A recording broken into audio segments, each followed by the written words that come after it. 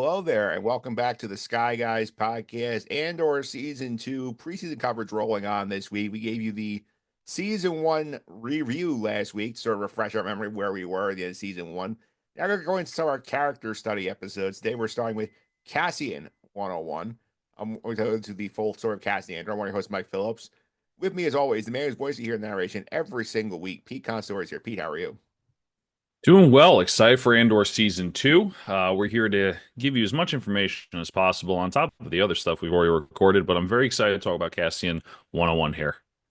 Yeah. Also here with us today, the new head of Primor Security, Nick Fraietta, is here. Nick, how are you? Doing great. Andor coverage has began. It's Andor season from now until roughly Memorial Day. Very exciting. Good way to spend our spring. Um, Good way to start too with the title character. Yep, for sure. And people want to subscribe to us on the Sky Guys. They can do so Apple Podcasts, Google Play, TuneIn, Spotify, Amazon, all usual suspects. Simply search for the Sky Guys here podcast platform. Follow us there here. And we got a fun preseason planned here, Pete. So you want to make sure they're with us here because before you know it, Andor's going to be here. You don't want to miss all the fun stuff. Yeah, it's just around the bend here. Not too close, but not too far away either. So make sure you're subscribed. Make sure you subscribe to the YouTube channel, Sky Guys Podcast there on YouTube to make sure you're getting the season two reviews, and episode reviews there as well because they'll be exclusively there. So make sure you're subscribed. It's free, doesn't cost you anything. So help us out and help yourself out by getting the content quicker. Yep. And Nick, if you want to follow social media, how can I do that? Follow at Sky Guys Podcast on pretty much everywhere. And you can email the pod at skyguyspod@gmail.com. And isn't it like silly how some of them call it follow and some call it subscription? Because then people start thinking that subscription means money, because typically it does. Why Yep. did YouTube do that? I don't know. It's very, I think it's for the creators want to monetize, I would guess. Because everyone else does a follow button and then a subscribe would cost money. YouTube, if you want to follow, you just hit subscribe. Yes. Don't like that. They should change that. Yeah, and let's go to our social media comment of the week. This is from the Andor trailer reaction video. This is from on our TikTok. This is from Mahalina. We talked about the Mon Mothma scene in the trailer, and she said that's probably her daughter's wedding, which I said to you in the chat, and I said great point. I thought it was after you recorded, it was so annoying I forgot it in the pod. So Yeah, it definitely is. it's definitely her wedding. It makes daughters. Yeah, it could combine the ideas. I think I had mentioned the massacre.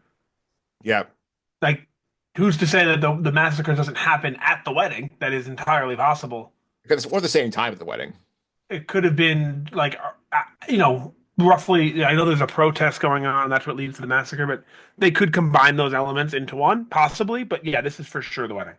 Yeah, Pete, I'm mad at myself. I missed this because I thought of it literally 10 minutes after the pod wrap. I'm like, damn it, I missed this. Am I forgetting? Was she engaged or something in Her season daughter, one? she set up an arranged wedding for her daughter Oh, with I think that's right. with the son of the gang leader she needs the money from. That's right. That's right. I mean, Yeah. well, you can even look in the background of this picture. Everyone's like the way they're dancing. It's clearly a wedding. Yeah. That's a great take. That I didn't even remember that. Yeah. That's how we're gonna do these character pods next few weeks. We're gonna sort of remember all these things to get ourselves ready for season two. Yeah, I did some research today, yesterday, and I'm ready already. So the more discussing we do, it's only going to make me more ready.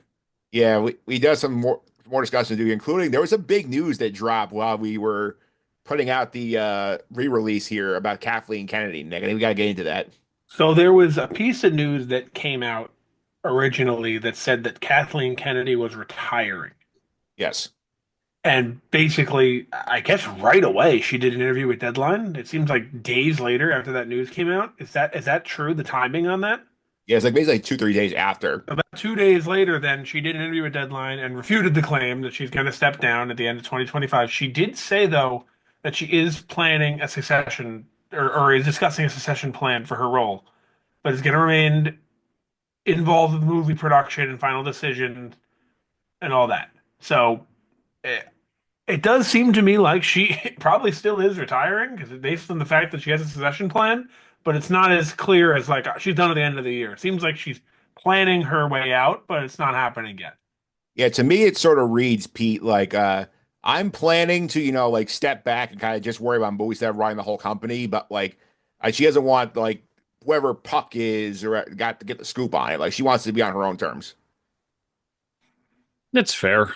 I mean, I think with all the speculation we get in general, it's very easy for someone to run with the story and everyone believe it. So, um, being able to do it on our own terms and, not having any sort of timeline there is probably best for the person. I'm sure we were all very excited to see that, Star Wars fans, that Dave Filoni or Jon Favreau may be a replacement. So, um, yeah. So it makes sense. Yep, and I found the article she with Deadline very interesting because like it's the first time she really talked publicly about projects since I think Celebration 23. So like she did give us some updates too. She did. She said she's producing Sean Levy's Star Wars film, which is now supposed to be the next one after Mandalorian and Grogu, which is a standalone story that takes place 60 years after the Rise of Skywalker. This is the same one that the rumor is that Ryan Gosling would be in. Yep, And that's the one. yeah, and they're saying now this is the next one after Mandalorian and Grogu, which if you remember all this time, that was the Rey movie. Yes. So that is no longer next on the slate after the Mandalorian movie. So that is the big development there. Yep. Simon Kinberg's trilogy, envisioned to push the franchise into the future, is also set it to the Rise of Skywalker. This one seems ridiculous to me. There's no way this is happening. Yeah, I know they hired him. They made a big that was leaked all over the place. They hired him, and now he's working on scripts allegedly. I like, I say all the time that these things aren't happening. You know that, but I especially don't believe it when a guy's hired for a trilogy. Yeah. Like, make one, like Sean Levy movie. I actually am starting to believe it a little bit. Yeah. This one, not at all. Anyway, James Mangold's still working on the script for Dawn of the Jedi, but it was delayed due to his role producing a Bob Dylan Oscar nominee. So this is another one that I think is entering development hell. The James Mangold Dawn of the Jedi movie. Yeah. But this is a couple of years now where we're still working on scripts. Like, I don't know. Maybe I'm wrong here, but I don't think we announce movies with a target release date or a target frame, a range of release dates until we're done with the script. And I feel like that's not what's going on here, or at least halfway done with the script. It's not what's going on here. Yeah. We're getting a lot of these movies, like this James Mangold one, like the Simon Kinberg one, where it's like, yeah, I'll work on a script or something. Yeah, pencil me in, and they're just like, it's happening. Like, Yeah.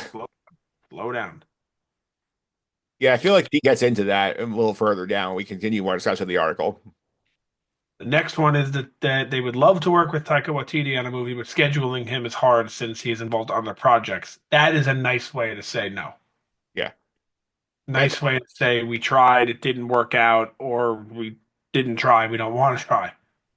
well, I think I disagree on that one. I think she wants to track. I know, like she brought it up unprompted, basically in the interview where they said anything else you want to tell. I was like, oh yeah, like I read Taika's first act and I loved it, but he's hard to pin him down. He's so busy. I think she You wants it. I don't don't, think he's committed.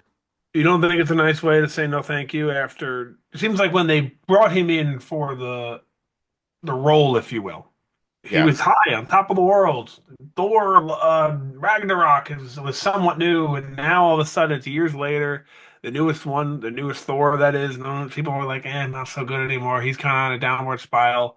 8 years ago, he was the man. Yeah. Now it's. So maybe that has something to do with it, and it's a way to get out. But let's go into the last topic here, which she indicated that she believed three or four of Star Wars development type projects would turn into something right now as safe projection. Noted that part of their issue is securing time with talent who are very busy and would need to lock in 2 to 3 years minimum commitment to focus attention on a Star Wars project. Yeah, which I think this is the issue where you're having a lot of these things that get announced and say, oh, like we want to do this movie or we want to do this show. And then like it doesn't happen because, like James Mangold says, I'm committed to do a Bob Dylan biopic, or like Taika says, I'm making this movie. So like they seem to want exclusivity because they're like, we're only working on us. And it's hard to get these big talents to do that. Completely. There's one guy I can think of, though, who never really seemed to have that issue. Yeah. George Lucas. Yeah, well, George Lucas's thing, like he did a little Raiders of the Lost Ark, but Oh, like, of course, he did some Indiana Jones as well, but when he was making a Star Wars movie, that was his life. yes, And I understand this from both sides. I get annoyed at it when I see it, like, oh man, if we just get a good Star Wars movie out here, get some good people in here. But at the same time, I get it. You want me and you and Pete, we sit here and say, let's get us a good actor in a Star Wars movie. I'm just throwing a name out there. Denzel Washington, great actor, right? yep, Denzel has other things going on. He can't just drop everything to do Star Wars. A great director, let's say Christopher Nolan. yeah. He's making other movies. He's not just going to say, no, I'm doing Star Wars. He's going to continue to do what made him who he is today. He can't just shelve everything for Star Wars. Yeah, Pete, any thoughts? I mean, not really. I agree. I mean, it's a tough sell to get big names, like Nick said, because of just their schedule. I mean, I feel like we're in a time of recency bias when it comes to these actors. I mean, perfect example is Pedro Pascal. He's in everything, everything.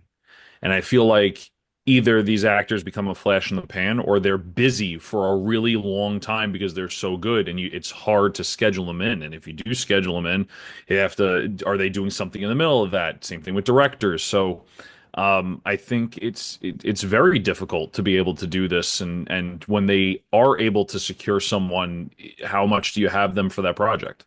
Yeah, that's the challenge I think going forward here is especially when they have all these ideas, like it's really just like locking down the time commitment to like, okay, this is our number one priority, James Mangold or Taika or whoever, like or like actor, like and Pete mentioned it well, Nick, the Pedro Pascal problem they ran into, like where like he's gotten much bigger since he was showing up in Mandalorian. Now he's no longer even going in the suit anymore. He's just doing VO somewhere and sending it in.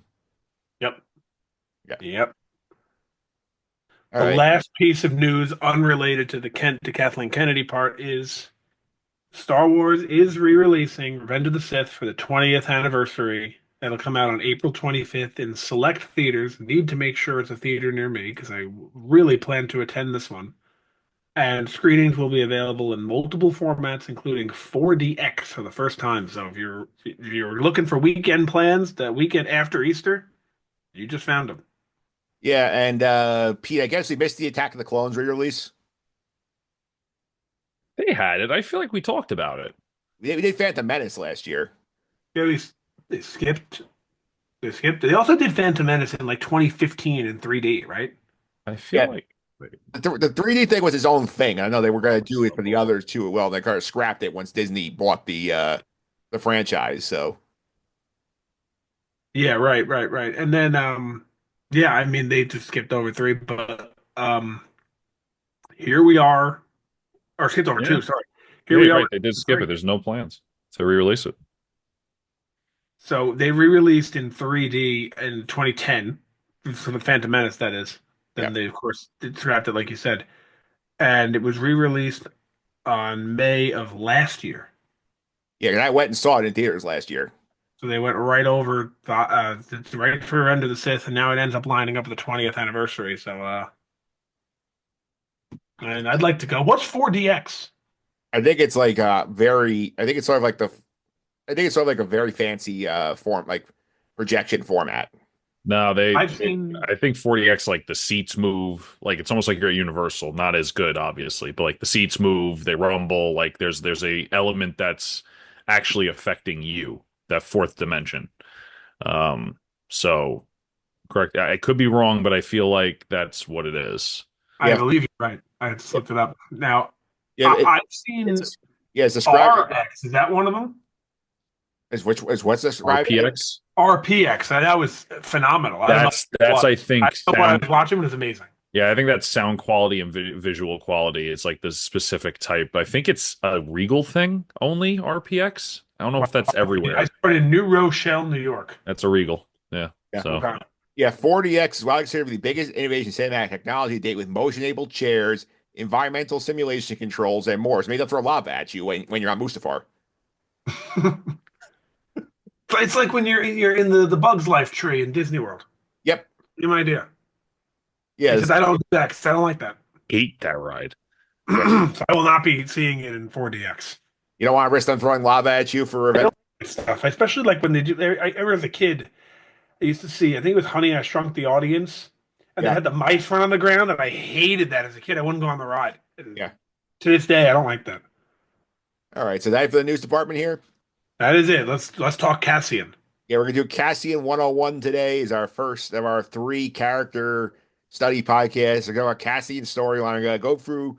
I'm gonna solve quickly the arcs, and we're gonna discuss sort of what happened he does in each of them and what we can take away. So I'll just give a quick summation here because you have plenty of time if you want to go back and rewatch the show before the season comes out. So I'll just mention here we'll go arc by arc here, Pete. So I think that's probably the best way to do it. Sort of kind of quick stuff what happens, discuss it, then we'll move on to the next arc. Yeah, sounds good.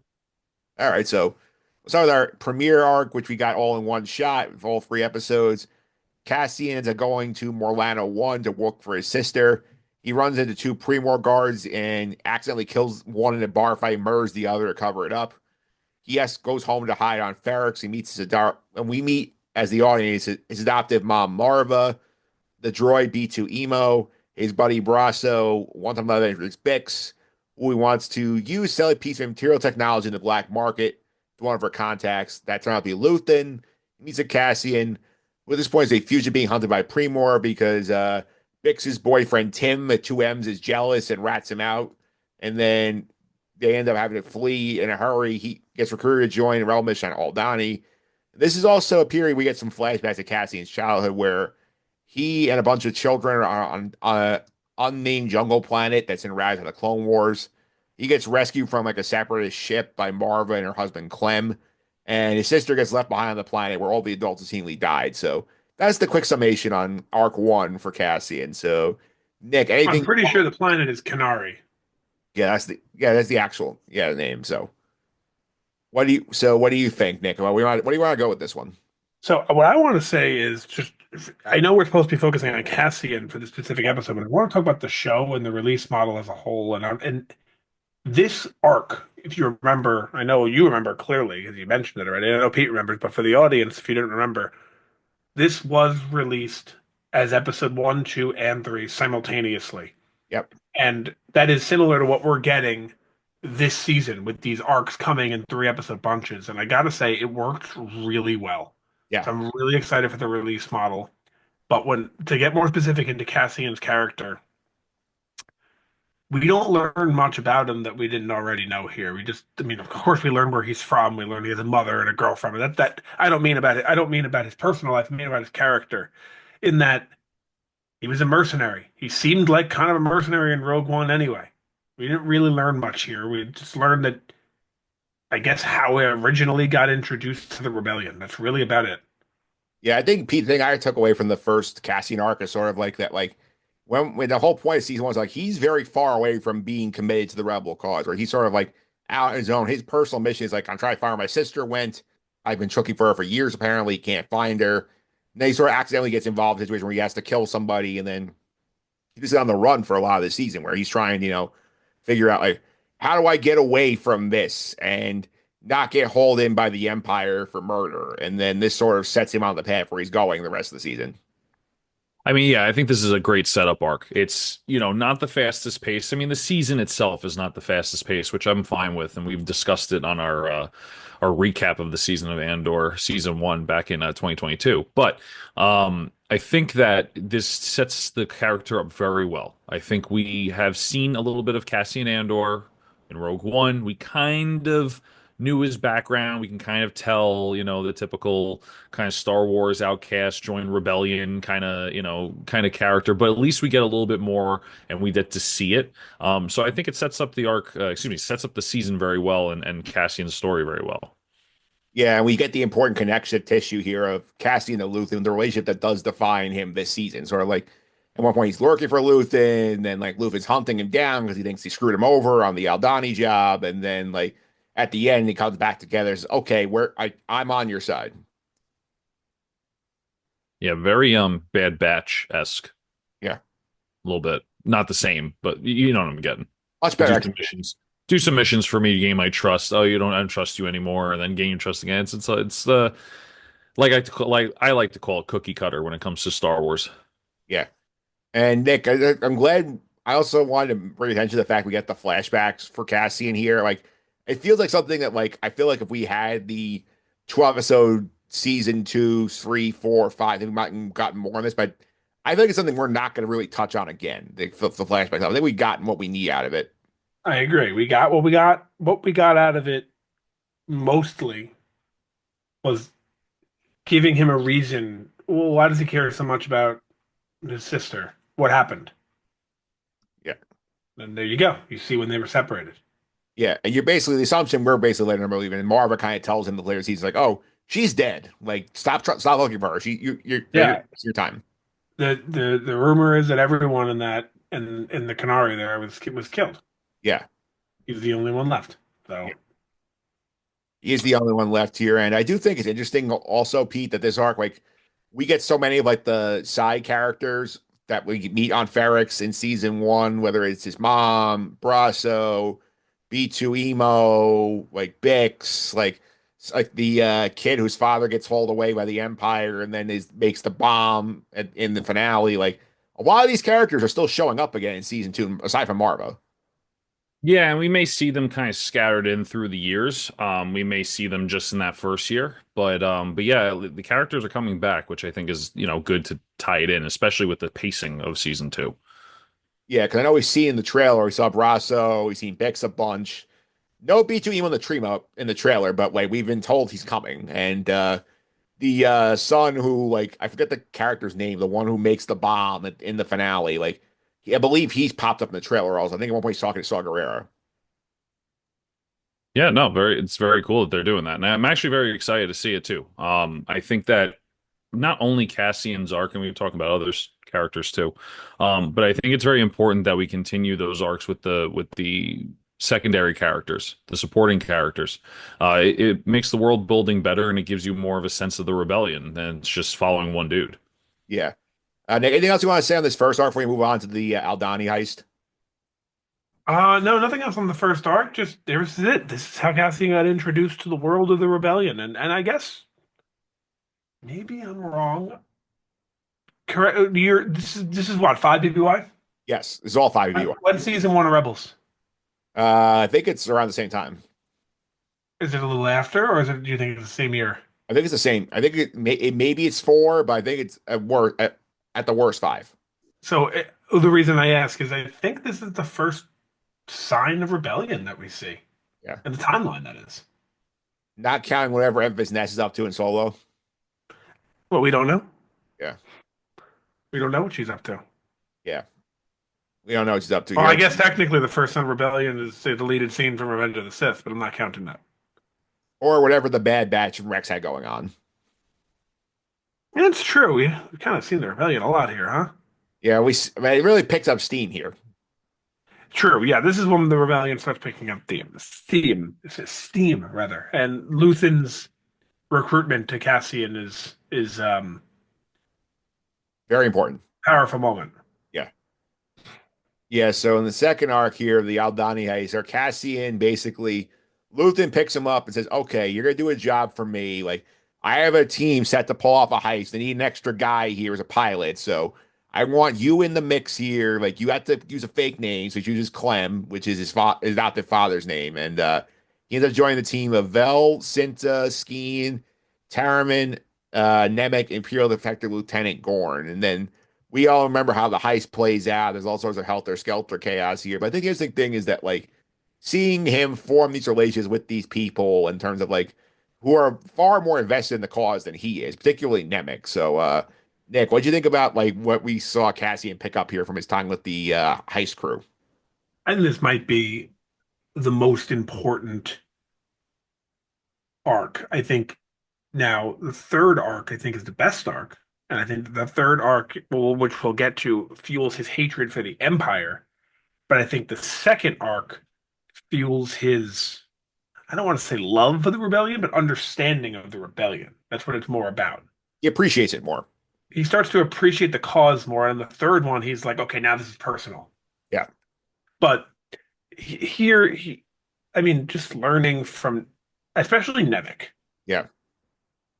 Yeah, I mean, I guess you don't really learn from Nemec much until after, right? Because of the manifesto, but still during a little bit as well. But just seeing how they work together and, I don't know, plan this heist.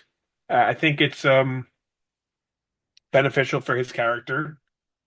I don't really have much to add on it though. I think, like I said, I think this arc just fuels his appreciation for the cause. Yeah. And I do think the Nemec connection is the most important one here because obviously, like, Vel doesn't really trust him because he sort of shows up here and then one way he admits, like, okay, I'm getting paid to be here. Like, I'm just like here because like Luthen set me up to help you guys. But like, he sees Nemec and Nemec's telling his story about how, like, I'm personally affected by this. And he has his whole thoughts about, like, people should be free to make their own choices. Like, Nemec clearly impacts him and he leaves Cassian his manifesto after he dies. So, like, that sort of tells you like he made a mark on this guy. Yeah, that's the turning point in Cassian's character arc, to be honest. I mean, like you had just mentioned, he's taking a job. This is just a job, right? He's trying to make money. I don't think he's really into rebellion or anything like that. He just doesn't want to get in the way of the Empire, wants to make as much money as he can, kind of leave. And I think that moment when the manifesto's left after he passes, I think that's the turning point for Cassian. And honestly, this arc is, we go from like an introduction arc to kind of like a confirmation arc where he tries to show what he can do and gain the trust of these people that, Luthen has known for has to be years, and all of a sudden this new person kind of joins the crew. So um you definitely get a lot more of his skills and what he's good at in this arc, as well as that turning point in his character development. Yeah, and Nick, I do want to touch on the heist itself because this is also a point sort of where like we remember the heist is sort of like it gets planned pretty well. We see them practicing it for 2 episodes basically. Then episode 6, when the heist actually happens here, like we see stuff start going wrong at the end where like I think I forget who it was missed an assignment or something like that, and then like there's chaos going on here. A couple of people on the crew die, and then we end up leaving with Nemec, Skeen, and Vel end up getting off the world with Cassian, and they have to go. Cassian insists we have to go to a medical facility because Nemec is hurt. So like that's the first sign we sort of get here, where like past Cassian before he shows up, says, you know what, I'll take my cut. Let's just get out of here as fast as we can. But he's showing, like I want to help this guy because he means a lot to me. Yeah, that's a big step at the end. This whole ending sequence. I'm imagining this was all the end of that same episode, right? It was all the end of episode 6. Yeah, the end of episode 6 was the most important here, where that happens. Nemec passes, he gets the manifesto, and then the other one, Skeen. Skeen tries to scheme him. He's trying to scheme the whole group because like Oh yeah, true. Yeah, yeah. because I think at one point I think like Vel goes in with Nemec to the to the medical droid, and Skeen and Cassian are outside, and Pete Skeen basically goes, "Hey, like we're like we did our work, we didn't get enough hazard pay. Like let's just you and me like chop the pot in half and run, and just like leave this mission behind." So he's very clearly just like showing this is sort of where like old Cassidy could have said, sure, like I did my hard work or get a bigger cut for more pay work, but he says, what, that's not right. People deserve their share of the money. So like he ends up killing Skeen to say, okay, and tells Vel, even though Vel doesn't believe him. Yep. Yeah, for sure. I mean, again, another part that shows the character development, not just the manifesto. Yeah. Yeah, because he easily could have just cut and run with the money if he wanted Oh, to. 100%. I mean, Yeah. like you said, old way Cassian's like, oh yeah, I'll do the money, but I mean, he literally kills the dude to be like, no, we're splitting it. And then of course, he has to then like try to convince everyone that's what was going on. So he's definitely put in a tough position. It's a hard sell for him too, because at that point, Nemec has died, and Nemec's probably his biggest advocate in the group. Skeen is dead, who they've known longer than Cassian here. And like when Vel sort of sees this, and Cassian says, okay, like I'm leaving. He was trying to scheme, I'm taking my cut and getting out of here. At this point, this is a sort of schism between Cassian and Luthen, because Luthen says, you know what, this guy knows too much. I have to sort of wipe him off the board to make sure I keep my rebellion secret. Yeah, I mean, once you lose those allies, right, within the group that you were hired to work with, it's kind of difficult for Luthen to trust a guy he just hired and met over a crew member that has been with Luthen for many years. So, it adds that little bit of tension to that relationship, and also adds that, that to me that climax and how no, I mentioned before how Cassian's growing, right? There's going to be these kind of these tensions between characters, but also this what's the wrong word for hurdle that he has to get over to complete whatever a task, a heist, anything like that, and it kind of turns for the worse for him a little bit there. Yep. And Nick, I do think like the last thing on this point I want to sort of mention here as well is like I think this is something we forget about here is that like for a lot of this of the second half of the season, like Luthen has Vel basically on the hunt for Cassian to kill him here. And like, he gets lucky kind of the fact that he's just locked away in a prison that like they can't find him until like the finale. But like this is something that like is gonna hang over him for a little bit. Like he's got like a bounty on his head essentially. He does, but like, I mean, I see. I don't know. I don't know. I'm with him. You know what I mean? Yeah. He's got a lot of people after him because you got him after him. You got Karn still trying to find him from the pre-Mor stuff. Right. Like he's got a lot of people looking for him. He does, and maybe that's why he ends up on a Yeah, beach. yeah. So we'll go ahead here, Pete, and we can go ahead and discuss like the third arc here. So we're gonna go to the situation where Cassian takes his cut, goes back to Ferrex, says covers the planet's on lockdown for the ISB who's trying to track him down. A lot of his friends blame him for the lockdown. He wants to go back and get Marva and says, "Hey, look, I have money. Let's leave and go somewhere warm and safe." And she refuses to leave. Cassian says, "Okay, I'm going to cut and run." He goes to Niamos, which our friend Nick D called Space Miami on the pod when he did the recap of that episode. He gets arrested for jaywalking and is sentenced to 6 years in prison. And then we get into the prison arc, and we get this is probably the most well-known arc from the show. We get this situation with Kimo Loy and Melji in the movie. They're working on this on table five. This and they're basically trying to end up building what is widgets here. Cassian wants to escape, and Kino in particular is like, no, we'll just keep our heads down, serve our time, let's get out of here, and figure that out here. And then we sort of have this turning point here where we see, the old man who is in the group on table five. He basically has a stroke and he dies and he gets euthanized. He much kinder fate for an old man, Nick, than the old man in Squid Game got. Sorry, I had just had to step away and I just returned and missed what you said. So I how, heard the old man in Squid Game. That's exciting. yeah, because like we had the doctor who was on Cassian's table in table on table five in the prison. He ends up dying because he has like the stroke, and the medic comes out and euthanizes the old man, as opposed to the old man in Squid Game was basically conning everybody. Yeah, no, you're right. Yeah. And then we have rumors confirmed basically that the Empire accidentally sent or released prisoner back to a different floor. They murdered the whole floor to cover it up. So this leads to the infamous prison break episode where Cassie and Kino will read the breakout. Kino's great speech. Cassie and everybody else is running away, and Kino's stuck, forced to stay behind because he can't swim. So prison break arc stuff here, Nick. What do you remember from this one very well? I remember this was the greatest piece of television I've seen in a long time. Um, especially Star Wars, but the whole idea of the little conspiracy, if you will, where not even conspiracy, but when they figured out the plan here, when they someone was released and then they found out that no, he wasn't released, he was just moved to a different floor, so no one would see that he's still there, and then that kind of just, as I mentioned earlier, that was the part that turned Cassian into more than just understanding the cause. It was, I hate the Empire now. Yeah, it's true here too. And Pete, very funny situation here where the Empire basically we see the ISB match. We'll talk about this in probably next week's episode when we talk about the Dedra and Karn of it all. We sort of say, oh, use the heist as an excuse to clamp down on rebellions and everything, and sort of like anybody who commits a minor infraction gets thrown in prison where they try and find people behind the heist. And funny enough for them, they have one of the culprits just hiding in their prison under an assumed name. They can't figure it out.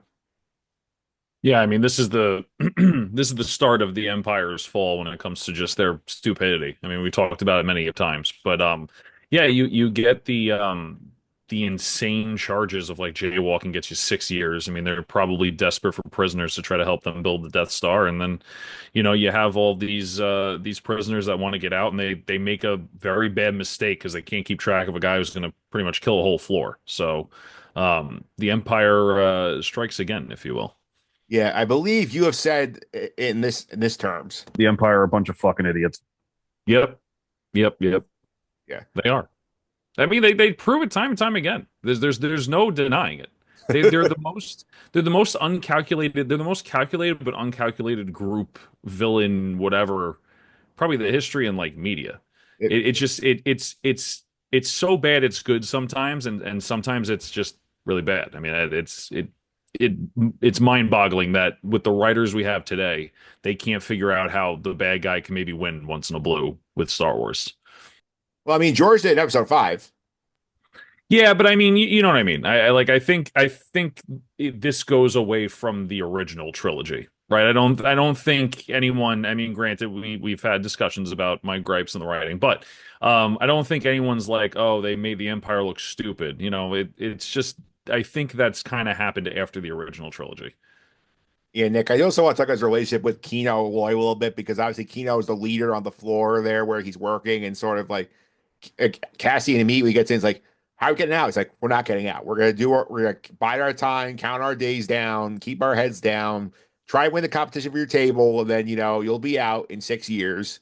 And then we sort of see that he's slowly able to work Kino to the point where he realizes that we can't just sit here. They're gonna kill us. We have to get out of here. Down to the infamous line, there are more than 12, which I think Star Wars used on a social media account when they were starting to promote season 2. So I think that Kino relationship is definitely somebody who had a big impact on casting as well. I agree. Kino, you can call him Snoke, you can call him whatever you'd like, but I think the two most important people, excuse me, three most important people that we've met thus far, one in each arc. The first arc, I think, is a tie between Luthen and Bix. Yeah, The second arc is Nemec. The third arc is Kino. yeah, They all teach him something differently, something different rather. And what Kino teaches him inadvertently, but he teaches him to hate the Empire and to be ruthless and do what you need to do and do what you need to do to succeed. yeah. It's a great, And it's a good lesson. And you see it a lot in Rogue One. yeah, The opening scene, he takes what he needs. He's not afraid of really anything throughout their entire mission on Scarif. The entire movie, he is doing what he needs to do. Think about when he was aiming down Galen Erso with the sniper. yeah, He didn't want to kill Galen Erso. He had to. yeah. He was ready to do it. Yeah, he was ready to do it because he had to. And I think Kino taught him that.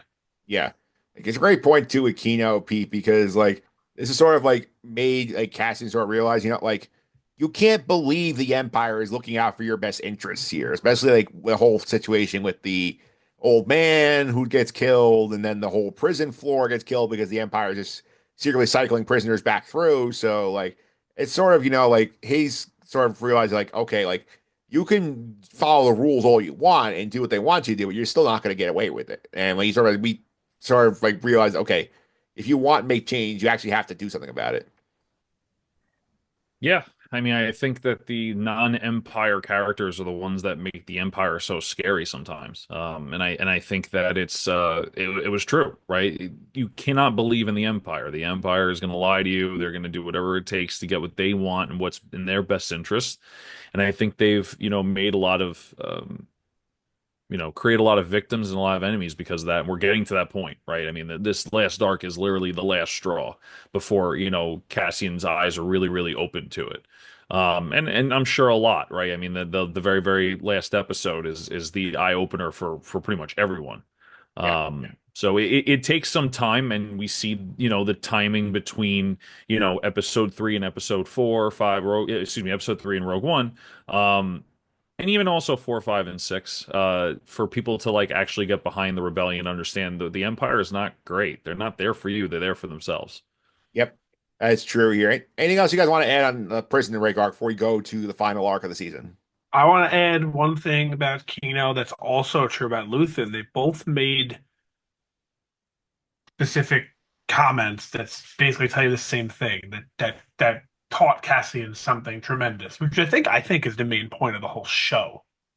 Yeah, Luthen says, and he doesn't say this to Cassian, but he does say that he's fighting for something that they'll never see. yes, In other words, I'm gonna die doing this. I know it's the right thing, but I'm never gonna see it. Kino does the same, where he's helping the whole escape and then he can't swim, right? Yeah, I think that's just teaching Cassian that even though you may not be around to experience the good, if you will, yeah, it's worth taking. It's worth sacrificing yourself for the greater good, which is exactly what happens in Rogue One. yeah. Great lesson. So yeah, and I think you also get that in the last arc as well, but that's maybe not as much. I don't know. Yeah. Let's go. More you do get it, but it's not as direct. No, this is a very direct sort of like situation Yeah, here. yeah. Yeah. So you guys ready for the last arc? The last arc. Yeah. Yeah. So anyway, the last arc, the last two episodes of the season, Cassie and Melshi end up heading to the Yamos. They find out that Marva has died. Cassie sneaks back to Ferrex because he wants to attend the funeral covertly, but he is being watched by Vel and Cinta from the heist mission, who Luthen basically sent to kill Cassian, and we see Vel kind of slinking around like Coruscant earlier in the last arc, trying to find out where he is. Basically, has to kill tie the loose end. B2 Emo plays a message from Marva at the funeral that sparks a riot, gives Cassian cover to go free Bix from Imperial custody because in the previous arc that Dedra arrests her for helping harbor Cassian as a fugitive. Cassian ends up meeting with Brasso, B2 Emo, and others who help him bring Bix to safety. At that point, Cassian sort of dips out and pops up on Luthen's ship and basically gives an ultimatum: kill me or let me join the rebellion. You see, the season, I believe, ends on a smile from Luthen, where he says, "All right, this guy's in. We got something good going on now." So, thoughts on the last arc, Pete? Um, Perfect way to end the season. Definitely gets you ready for season two.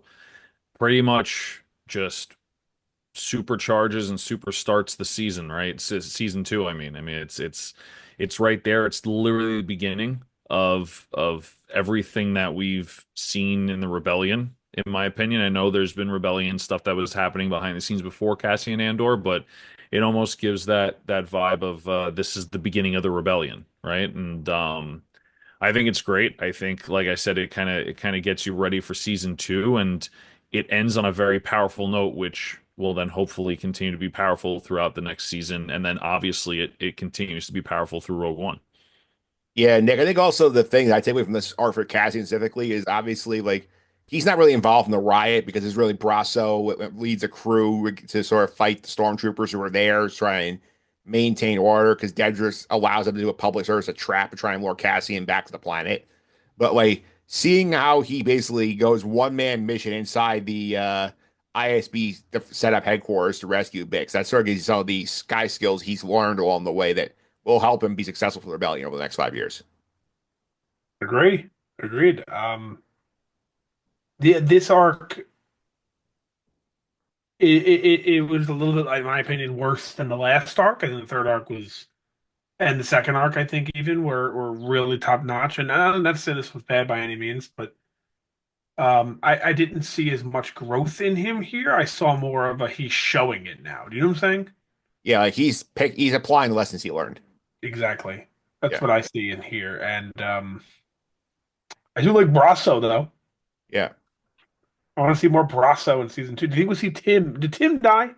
yeah. Tim gets killed in the first arc Oh, good, good. because this is why I gave him LVP points in the premiere because I said like he's like like he's very distrustful of his girlfriend. Like he gets the whole planet locked down, he dies for it. It's a shame that we know that Cassian doesn't end up with Bix. Yeah, Maybe Brasso does. we don't know. Like this is a very I don't interesting. know. I'm rooting for Brasso and Bix to be together. You're shipping them. I am. Yeah.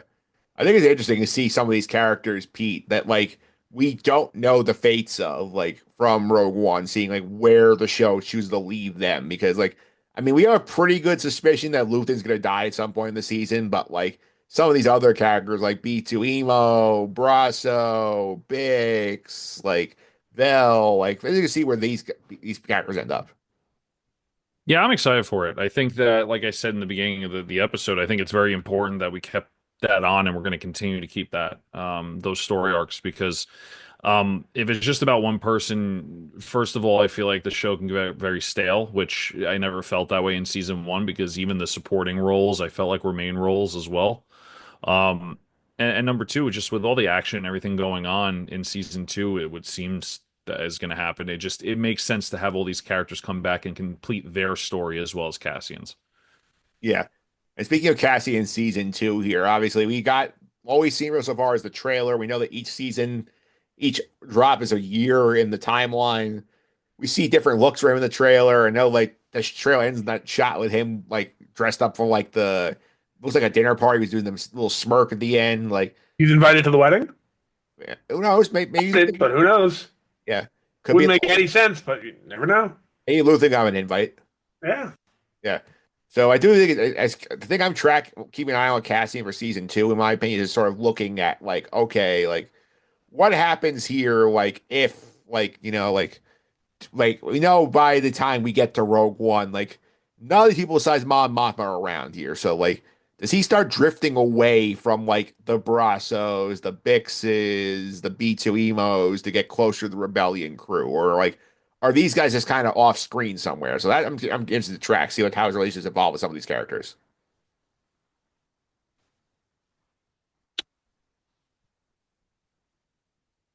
Mike, Yeah, I don't have any other way to say it. I can't wait. yeah, I know I completely ignored your question, but I don't really have a specific answer for you, except I think the season two is going to rock. yeah. I think it's going to rock in every way. I love the release schedule. I was a little disappointed when it first came out. I, after going back and doing a little bit of studying for season one, and like watching some videos and trying to rewatch some of the season, I think this is going to be the ultimate Star Wars release, and I cannot wait for it. And I think the Cassian storyline,